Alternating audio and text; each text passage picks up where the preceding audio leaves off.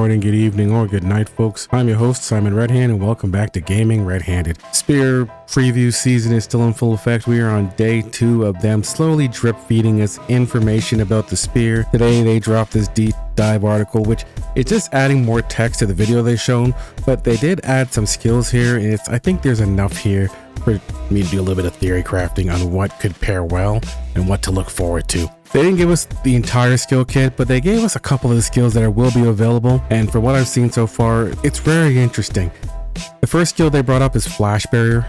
It's a dodged, ranged, and magic projectiles then deal damage on the target within range. Depending on how this skill works, this could be a game changer. Now, if this is you click it and you get a passive buff and you just dodge any incoming range and magic projectiles, then this is gonna be awesome. It's kind of like a parry. But if it's like you press it and then it gives you a flat increase, this is gonna change how you build this character. That means you're gonna have to go for ranged and magic evasion to kind of play on this the way you play on Victorious Blessings from the staff side when you spec into high focus. So we'll have to wait and see if this is a toggle skill you put on and you get a buff and you just dodge period, or if it's a increase in the ranged and magic evasion stats. So far that sounds pretty cool. The next skill, Brand Javelin, is probably one I'm really interested in. It's a directional ability that when charged, it goes a long distance, and when it hits an enemy, it gives you increased critical hits and critical strike damage against the target, which is very good. So it's very good for increasing your DPS if you're able to land that skill accurately. Next, we got Cut Wings, which is stab foes and attacks them. Each time you attack them up to 5 times, it reduces the target's melee, magic, and range defense. It's basically similar to the Greatsword ability, Willbreaker.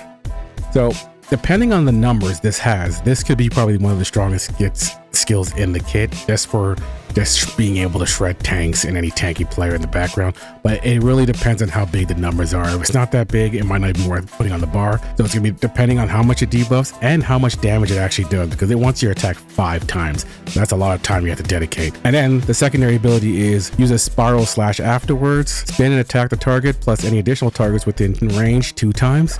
This attack also inflicts weaken and will deal additional damage to targets with 5 weaken stacks. So this wants you to spread weakened debuffs. This is its own debuff with this melee magic and range defense, but weaken also includes the fire damage over time debuffs. It includes dots. It includes the slows, right? Any slows from that you have in your kit. So those all count as weakens. Next, they got Gale Rush, which is a very interesting skill. This is a charge ability.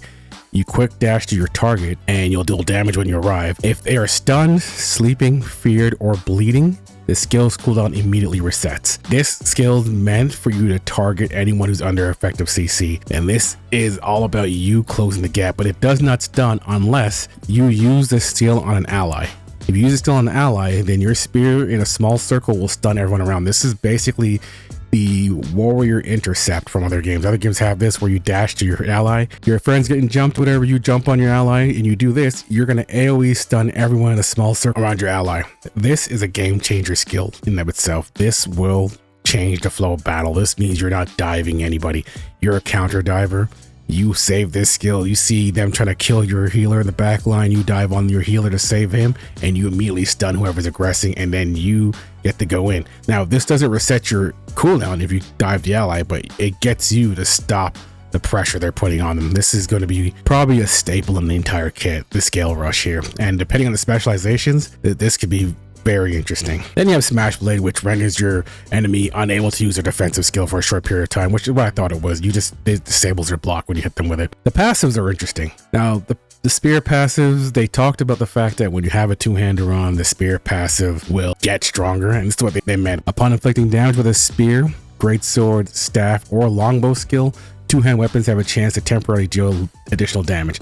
Now, what's interesting about this is this boosts itself. So this doesn't mean you have to use any other 2-handers. It boosts off using spear skills. So you can have it, depending on the cooldown, you can have it permanently upped, right?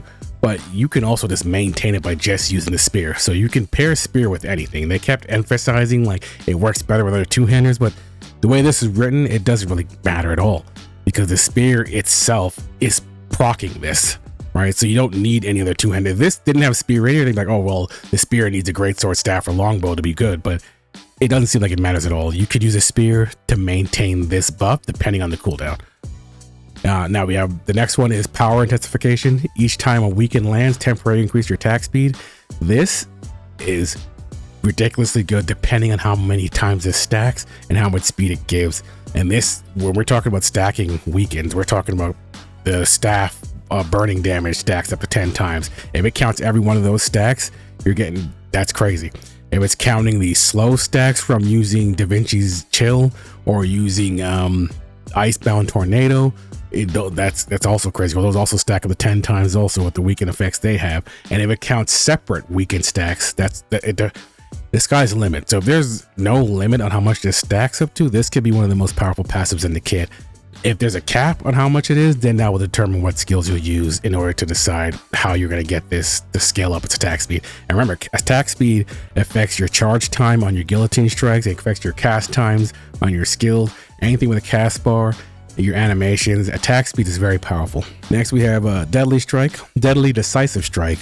Deal additional damage to enemies that have low health when landing critical hits, which is basically an execute. It's surprising that Guillotine Blade doesn't have this, but then again, it doesn't really need it because it's already strong. I like this a lot, and it's a passive, which means there's gonna be a lot of classes gonna be a massive threat, right?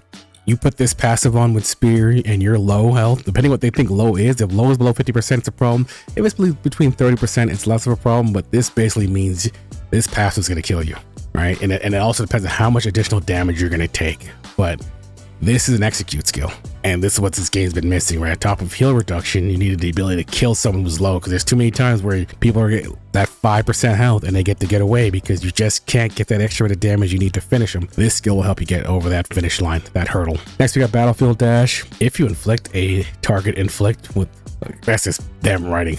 Okay, I thought I was reading wrong. If you inflict weaken on a target, then they die within 10 seconds, your attack speed may temporarily increase. You have a chance to get increased attack speed. It's worded terribly, but basically what it's saying is if you kill someone with a debuff on them, you'll get attack speed increase.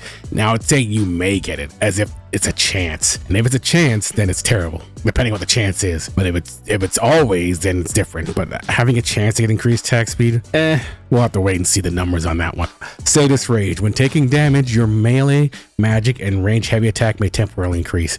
This is what makes you a bruiser. You want to stay alive long enough to stack whatever this is. If you're going to use Sadist Rage, you need to be tanky enough to keep this in here. And I already know where I'm leaning with this weapon here, so we'll jump in game. I'm currently playing Greatsword, Staff, and when I read the Spears kit, I see more interesting synergies coming through, not with the Greatsword, but with the Staff, especially with the weekend stacking. Now, what's really going to determine this is if the Spear itself has a stun. If the Spear itself has a stun, then we're in business, but if it doesn't have its own hard ability to stun, it's not really a problem, because the Spear, it just relegates the Spear to a support role in terms of you need an ally in danger in order to get your own stun to work, unless there's a specialization that changes that. But for now, what I'm going to look at is the passives. That pass, like right now I'm already playing a bruiser style. I stay alive, takes me a while to die. This passive here on my let's see here, so this is my PvP setup here. This passive here is interchangeable, and the passive I immediately want to put on when I see this is Sadist, the ability to increase your heavy attack chance while you're taking damage.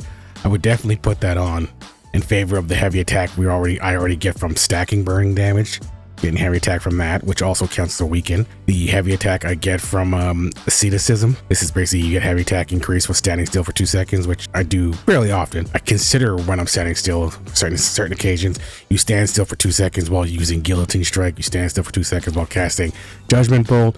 You get this to trigger quite often, right? So you get the additional heavy attack from that. And then also there's times where like this comes on and off and I put on the Cold Warrior in order to trigger the heavy attack bonus from here. And you know, Duke Magna's Warblade, it makes it even more attractive now because you're just getting heavy attack stacks from all over the place.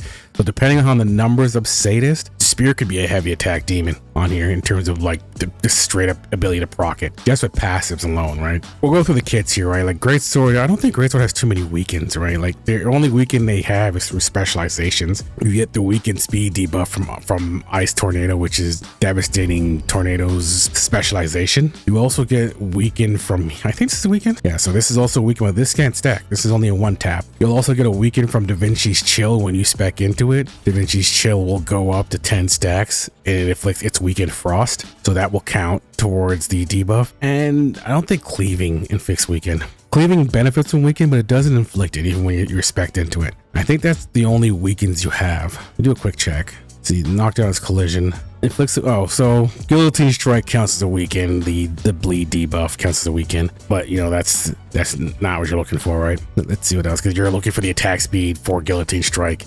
to increase the charge time. So to get the weaken after you use it is kind of not helpful, right? I think that's it for this kit. Is literally Da Vinci's Chill, Icebound Tornado, Will Breaker, and the half version of this if you after you already put down Guillotine Strike, right? On the staff kit, if you're considering it, you got weakens from Focus Fireball, you got weakens from Frost Smokescreen, both the Frost version and the Fire version. You got weakens from Ice Spear, you got weakens from Icebound Tomb, Icy Mire, you got weakens from Infernal Meteor, you know, it inflicts burn, this extends burn, so you got weakens all over the place. But you don't have any hard stuns, you just have binds. That's all you're really working with is bind. If these, and remember from what the passive set is, what it requires for you to trigger the resets on your Gale Rush is hard CCs, right? So you're looking for Sleeping, which only Wand can do. Feared, which I'm not sure where Feared is coming from. I gotta check. I honestly don't know which class has a Fear. I don't think I've ever seen anyone affect with a Fear as a player. I know that Arceus fears you as a boss, but I don't know any player fears in the kit. You let me know in the comments if you know which class has a Fear. Bleed, which also, I don't know who has Bleed. Listen, unless I'm having trouble finding it, I don't know what class uses Fear or Bleed. I went through, I looked through the specializations. Admittedly, I've only played Greatsword and Staff myself. I played Wand a bit. I went through and moused over the rest of the classes, and I don't recall seeing Bleed or Fear. So unless Bleed and Fear is coming from the Spear when it comes out, I don't know which classes apply these two debuffs. Let me know in the comments. Now, what was shown so far is interesting. There's not enough to go down the rabbit hole yet, but I feel like my starting position where I'm at now is probably a good position. I'm going to be using my current gear and just dropping into the Spear. I'm going to have to grind a bit and figure out how long it's going to take before I get it viable, because I'm not going to start using it until every skill is at least blue, right? So that's going to take some farming, some saving. It's going to take some time. So like I did in my last video where I told you guys what to farm, that's what I'm going to be doing right now. I'm going to be going out there and farming out my Abyss contract currencies. I got my dungeon tokens stacking up. I'm going to be farming those soon, and then we're going to go out there and try to have these stockpiled up. Like I said, I'm going for at least 4 tokens saved up, and I'm going for at least 80 contract tokens saved up. That way I can maneuver any way I feel like when it comes to weapon droppings, because I still haven't got my boss drops for the weapons I'm looking for now, which is, Junabot's Greatsword and Talus Staff. So I'm not going to go around expecting that I'm going to find my Spear from the boss drops anytime soon. So I'm going to plan my builds around dungeon weapons for my Spear. It's a quick video. I just wanted to show up the skills we're there now and talk about a little bit of what we could plan ahead for, but I don't know if there's enough to actually go all in. But yeah, that's gonna be it for now, guys. Thank you guys for dropping by. I appreciate you guys for giving me your time. As always, have yourselves a good morning. If it's the only video watching me today, good afternoon or good night.